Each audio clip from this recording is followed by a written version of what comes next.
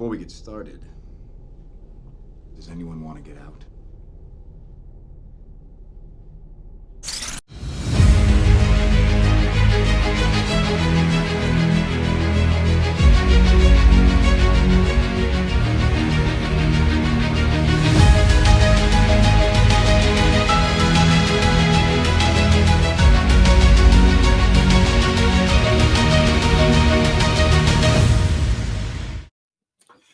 Hello, everybody, and welcome to this week's episode of Avatar Rewatch.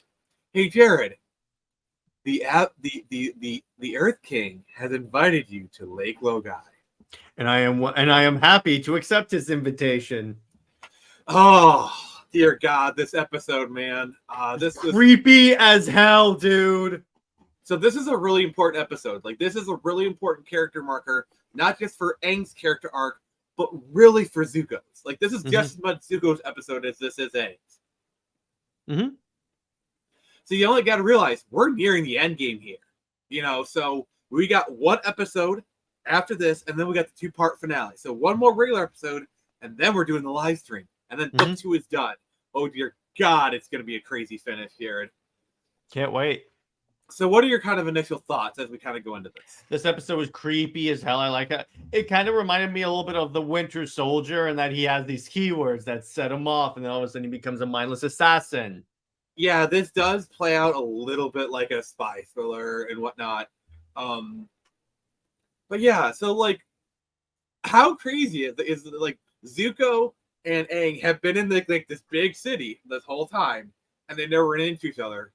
I think it was because Zuko was basically in like the lower or the middle ring, and they had just got bumped up to the upper ring. It's like the first day he gets there, he realizes Aang is there, and it's like all like the character development he's been through this entire season just literally goes out the window. You can see it in his eyes.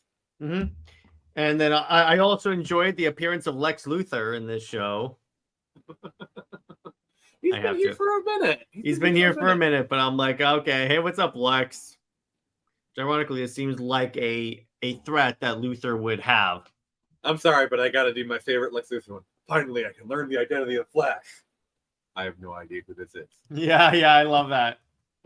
By the way, I can't wait to get that episode because I'll be making so many Smallville references. Yeah, we'll talk about that. That's gonna be really fun. Anyway, that's what we're recording after this. Not that episode particularly, but the show. So yeah.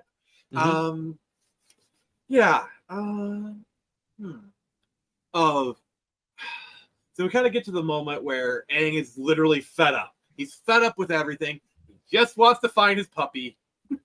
Pretty much. And what did you think of like Toph's first reaction? That breaks some rules. Like, in her mind, her reaction to like breaking rules was destroying part of the house. Like, what do you think about that? I also liked Sokka's little drawing of Appa that he spent all night on, and the only person that compliments on it is Toph. She's like, I think it looks great. And then it takes him a second to realize, he's like, why do you keep doing that? He had a very Barry Allen kind of reaction. If you get the reference. Yeah, I think so. Fastest man alive. Hey. Yeah. There you go. See, you had a Barry Allen reaction just right now. Yeah, there you go. Yeah. All right. Yeah, I'm just trying to play. I will say also the action in this episode, like, really, really cool, really well animated, really well choreographed. Everything in this episode was freaking dope. Yeah, like, what do you think about like so obviously like Zuko, he goes to the blue spirit, you know, it's like no one who cared who I was until I put on the mask. By the way, I might title this episode "Is Topf Daredevil?" You could.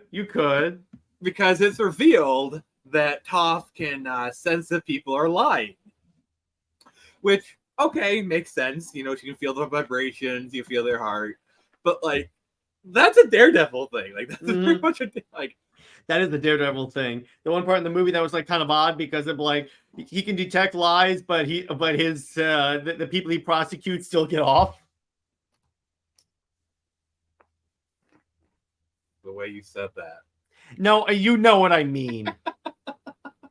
Just You have the a way dirty you said mind, it. Nick. I mean, guilty as charged, Your Honor. But yeah, so we got Jet coming back, and you know, we as the audience, we pretty much had an idea of what was going on. Like, what do you think of like the revelation of? Oh, sorry, go ahead.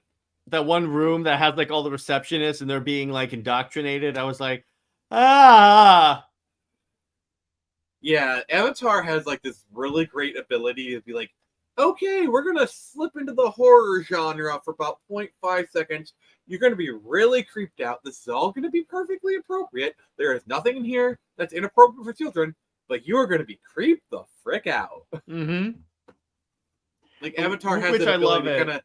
It's kind of like just switch genres like real quickly. it's kind of like Clone Wars in that way. So you're saying it's just like the simulations? Yes, exactly. Exactly. There you go. See, he got that reference. I mean, a good soldier follows orders, so that probably would have been the better. PTSD from that. That would have been the better meme to reference. That would have been the better one at that point. Yeah, exactly. Okay, and Nick, I take back my kudos and say you suck. All right. Thankfully, we are still on the Star Wars train. Hey, it counts because we're still talking about Star Wars. It counts. It counts. It's fine. If you're not careful, I'll slaughter you. I'll slaughter you like animals. But yeah, it was pretty. Again, this episode, I do agree with you that this episode just gets so creepy, and I'm like, a little unsettling considering also last episode we saw one about animal cruelty. Yeah. And then what do you think of like the secret entrance and like under the lake? Is very Bond-esque. It is 100% very Bond. It's very Bond. It's also very Batman-esque. I mean, we literally have two candidates for Batman in the show, so yeah, I know. So I'm like, okay, I see what you're going with right there. So I have to expect them to all of a sudden deploy a Avatar Batmobile. I mean, the Batmobile for Avatar is Appa. Like, I mean, what occurred to me, Nick? Let me see. So you know how like mankind is considered part of the animal kingdom? Could they technically have like a composite animal that's a Batman? You mean like a man bat? No, oh yes. You set me up for that so well. Yeah, I was trying to. For that so well. I was like, there's only two things that this could set up, and you got the other one. Well done. You set me up for that so well. Thank you. Thank you. Hey, by the way, what have you done? And by the way, we are recording this the day after Batman Day, so there you go. Happy Batman Day. It's a late bat pun. Also, because it's Transition related, Happy Screecher Day. Oh yeah, that works. That works. But also, so wait. So D. Bradley Baker voiced Appa and Momo. That dude is really talented. Nice. He's voiced clones and animals. So someone has to edit. He's a good soldier. Someone has to make an edit of Appa. Every time he opens his mouth, he says, "Good soldiers follow orders." Okay, I had to bring this up because you talked about edits in Avatar. So in Legend of Korra, Tenzin, which is like Aang's son, is voiced by J. Jonah Jameson himself. Okay, are you familiar with the movie Whiplash? I haven't watched it, but you know that he plays a music instructor that's very foul-mouthed. Mm-hmm. There is an edit that takes his lines from Whiplash and puts it into Tenzin, and it is the best thing ever. I think you showed me that, like, in one of the earlier episodes of the show. And it's so much better when you've actually seen Korra and you've seen the context of those scenes. Like, that's hilarious. Yeah, I'll play you one after we finish this. But yeah, probably my favorite like moment in this episode was when they were like, there's a bunch of them, but probably my favorite, just from a pure technical standpoint, because I am a sucker for these kind of shots, is when they go to open the door, what they think is Appa, and they open the door, and there's Appa, but there steps Zuko, and he's like looking for me, and you realize they did kind of like a map shot kind of thing. Mhm. And I love it when cinematography does that. Like, I love it when movies do that, and that's done so well. My favorite scene is when they finally get outside and they're surrounded by all the by Lex Luthor's like people. Yes, I'm going to call him Lex Luthor. Fine, go ahead. He is bald anyway, so. Yeah, when they're surrounded by Lex's goons, all of a sudden Appa comes down out of the sky. I knew when they panned up to the sun, I was like, oh, okay, Appa's gonna come out of the sun. Which, hey, it worked. I liked it, and he just ran right through people. Or like how when he came out of the sun, you had like that swelling of the music. Mm-hmm. And then Aang's like, Appa. That was a really beautiful scene. Like that final shot of them all hugging each other and flying with Appa. It's just like, yeah. Mm-hmm. Another few moments I want to talk about. I want to kind of focus more on the Zuko portion because like that's really important for his character. Yeah. I mean, there's one really big like Aang related scene we're going to touch upon, but like I want to get the Zuko stuff out of the way first. Is I love how he tricks the Dai Lee. Like, I really like that. It's really smart. It actually like because up until now the Dai Lee have just seemed to be like this unstoppable like force, you know. And Zuko like tricks them and gets the information relatively easily. I thought that was great. And then obviously, you know, we were talking about him sneaking up on Appa. You think he's gonna kill him, and honestly, at that point, he was thinking about it. But then Iroh goes there. Like, oh, you mean Iroh? Weapons are part of my religion.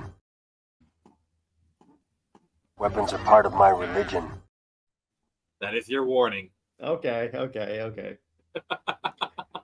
yeah, that Iroh scene was very beautiful. I liked how he like confronts. Weapons are part of my religion. It's pronounced Iroh, right? Okay, I take that last one back. Yes. I was like, wait a second here. I was careful with that one. Okay, I do take that last one back. But this one's for me. Yeah. So anyway, I like that scene. It was very beautiful to see like those two come to verbal blows over like what's been going on in like Zuko's travels. The thing that I like when I was rewatching, I was thinking like, how the hell did he sneak in there? Like, true. I mean, like Zuko was actually sneaking around. I mean, he followed Zuko, but then you put like, I love like the answer to all these questions is the same one you give. He's Iroh. Like he's Batman because he's Iroh. Because he's Batman. Because I'm Batman. I love that you can literally give that same answer and it works. You need to get a drop of Batman just going because I'm Batman, like from Lego Batman. But that Batman doesn't do ships.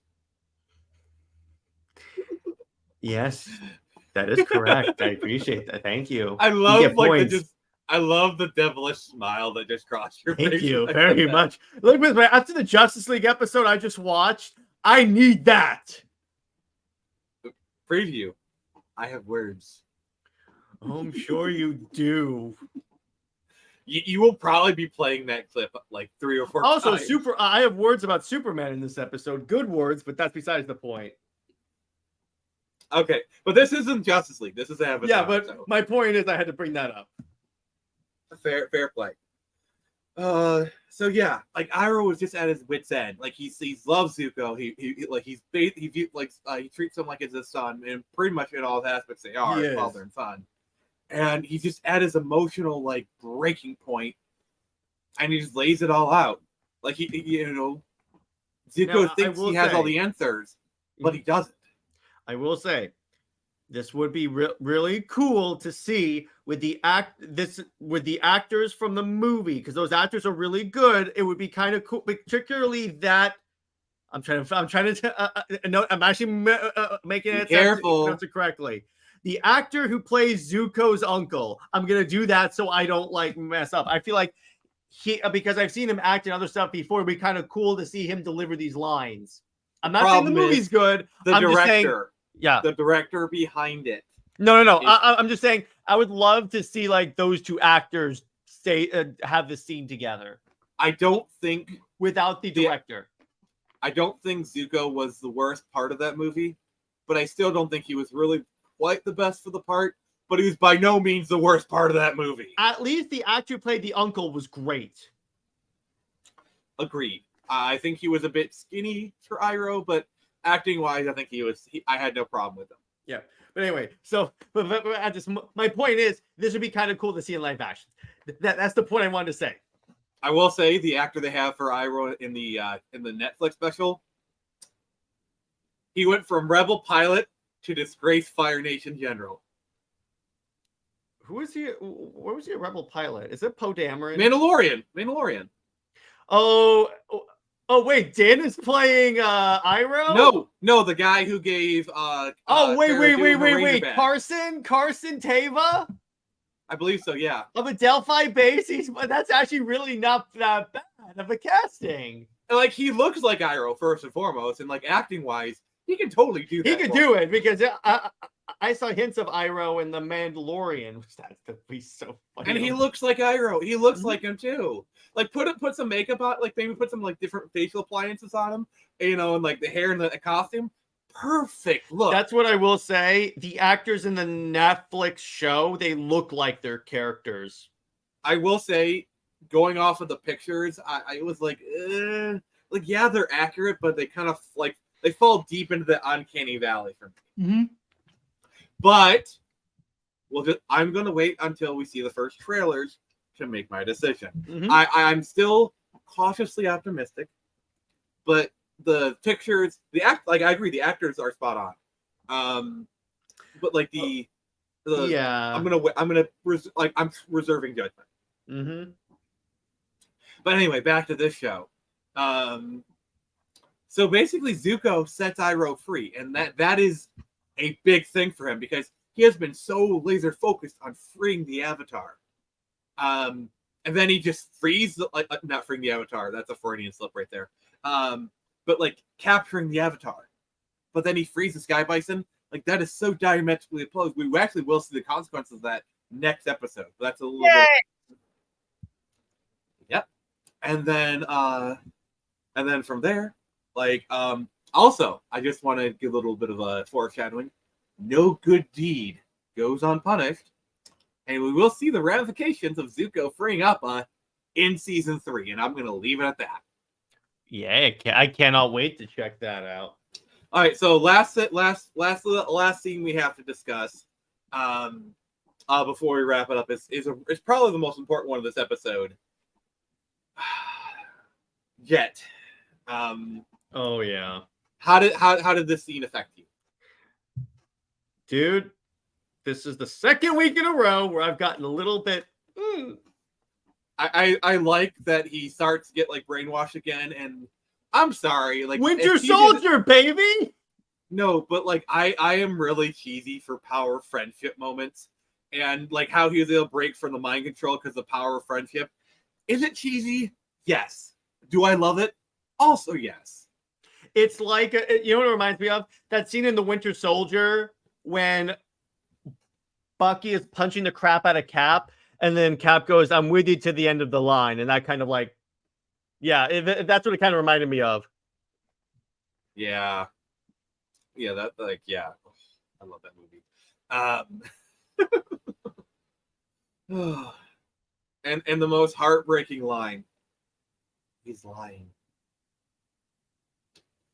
You know, when like he says, "Let go, we'll be fine." Also, like the fact that like the Archer talked for the first time. Oh my god! Yes, I love that. I love how even the other characters like, "Holy crap, you actually talk!" Mm-hmm. But yeah, I went and I love how easily Toph just bodies the Dai Lee. Like they're skilled earthbenders. Yes, they are more skilled. Yeah, they are very skilled, like really insanely skilled. And then and I like my favorite shot is when like the pillars of rock, it just boop boop boop boop, you know.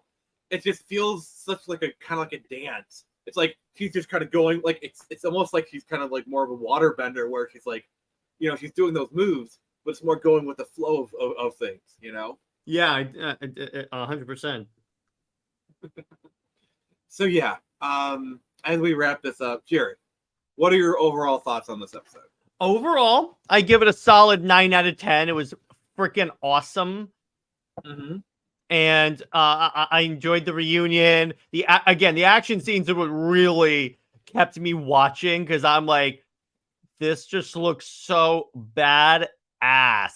Like the way they're flipping, the way they're fighting with the different elements. The show, the one thing I will say about the show in general so far, the action has been so freaking perb. Mm-hmm. Like really good. So yeah, a 9.0 is solid 9. I give it a 9.5 just because of how important this episode is, and kind of what it means for like the character arcs, and it's just a really, really good episode. And like I said, we're getting close to like we're in the end game now, you know.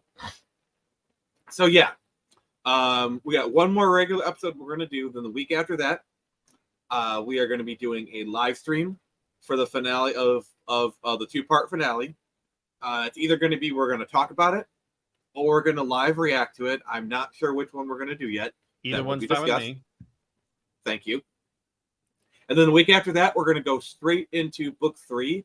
And that's when things really get good, especially the second half of book 3. So, Jared, thank you for coming. I may not respect some of your choices and ships, but you're a good, solid dude. I thought we had an alliance. That was me respecting the alliance. I don't know. I may have to start talking about Barbara and Nightwing. Well, anyway, so this has been Nick and Jared from the Phoenix Press. And remember, I can only show you the door. You're the ones that walk through it. Super Wonder!